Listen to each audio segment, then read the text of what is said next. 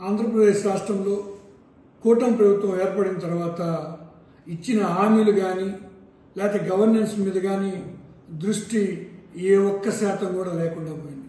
ఈరోజు ఈ 9 నెలల్లో నెలకు ఒకటి సమస్య సృష్టించడం, లేదా తిరుపతి లడ్డనో లేకపోతే సెకియనో ఇలా నెలకు ఒకటి తెచ్చి అబాస్పాలు అవటం తప్పక ఈ 9 నెలల్లో కూటమి ప్రభుత్వం చేసింది ఏమీ లేదు. ముఖ్యంగా మనందరికీ తెలుసు, మొన్న సెకి ఒప్పందంలో అసలు అంతర్జాతీయ అవినీతిని ఏమేంటో పెద్ద పెద్ద కథనాలు పచ్చ మీడియా మాట్లాడటం, పచ్చ పత్రికల్లో రాయటం, పచ్చ నాయకులు మాట్లాడటం మనందరం చూసాం. ఈరోజు చంద్రబాబు నాయుడు ₹5.90 ఆ రోజు కరెంటు కొన్నారు. ఇప్పుడు జగన్ గారు ఒప్పందం కంటే ₹3.41 ఎక్కువ రేటుకి ఆ రోజు కొట్టడం జరిగింది.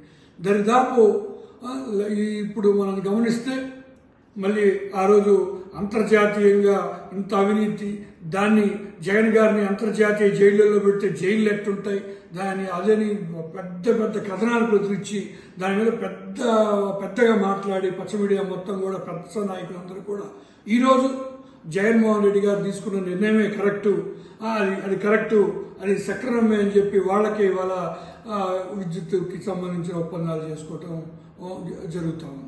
అది కరెక్టే జగన్ గారు చేసిందని మళ్ళీ వాళ్ళ మీడియాలన్నీ రాయటం, వాళ్ళ ఒప్పందం అంటే కరెక్ట్ అంటాం. అంటే ఆంధ్ర రాష్ట్ర ప్రజలందరూ కూడా గమనిస్తున్నారు, మీరు ఏమీ చేతగాక చేయటం, జగన్ గారి మీద నెలకోటి తెచ్చి వారిని ఎక్కడో బ్యాట్ చేయాలని తప్పక ఇంకొక సమస్య లేనట్టు ఈ రాష్ట్రంలో పూర్తిగా కూటమి ప్రభుత్వం అట్టర్ ఫ్లాప్ అయిపోయింది. ఎందుకంటే మనందరూ తెలుసు, ఈరోజు సఖీ ఒప్పందంలో ఏ విధంగా ఏ రేట్లు అన్నీ కూడా ఇవాళ జగన్మోహన్ రెడ్డి గారు చేసిందంతా కూడా కరెక్ట్ అని చెప్పడం జరిగింది. ఈరోజు ముఖ్యంగా కూటమి ప్రభుత్వాన్ని 9 నెలలకే ఇంత వ్యతిరేకత రావటం అసలు ఎప్పుడు కూడా ఏ రాష్ట్రంలో కూడా గమనించట్లేదని ప్రజలు కూడా తెలియపరుస్తున్నారు.